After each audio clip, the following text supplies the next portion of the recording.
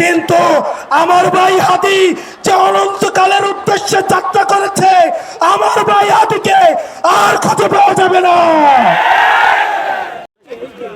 Election commissioner কাদের প্রেসক্রিপশনে নিয়োজিত, কারা তাকে নিয়োগ করেছে?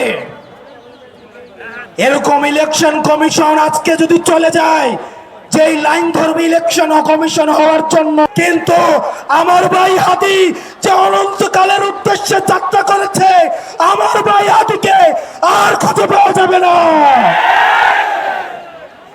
প্রিয় মুক্তিকামী সংগ্রামী জনতা, আপনারা জানেন আমাদের দেশের এক শ্রেণীর আওয়ামী লীগ রয়েছে, তারা শিক্ষক পরিচয়ে বিশ্ববিদ্যালয়গুলোতে কার্যক্রম পরিচালনা করে,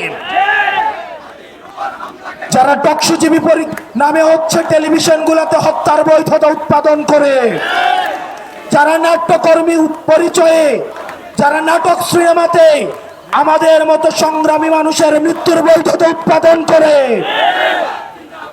এই বিশ্ববিদ্যালয়ে নীল দলের যে ৫টা শিক্ষকরা রয়েছে তাদেরকে ধরে ধরে এই বিশ্ববিদ্যালয় থেকে বের করে দিতে হবে। এই নাটক সিনেমা থেকে আওয়ামী মুজিবের ৫টা এসব শিল্পকর্মীদেরকে দেশ থেকে বের করে দিয়ে ভারতে পাঠিয়ে দিতে হবে। টকশোজীবীদের উদ্দেশ্যে এই ভারতীয় আধিপত্যের বৈধতা উৎপাদন যারা করছে, যেসব টকশোজীবীরা, আপনাদের তাদের এই ফ্যাসিস্টদের মানবাধিকারে আপনারা যারা বিশ্বাস করেন, তারা মুসলিমের মানবাধিকারে বিশ্বাস করে না।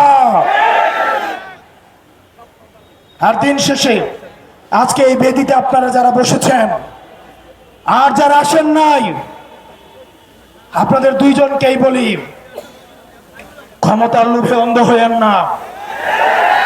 আজকে যদি আমার বুকে গুলি লাগে, আমি জানি এই ধরনের একটা প্রোগ্রাম হবে, এসে বক্তৃতা দিবেন, তারপর চলে গিয়ে আবার হচ্ছে সিট নিয়ে নেগোসিয়েশন করবেন।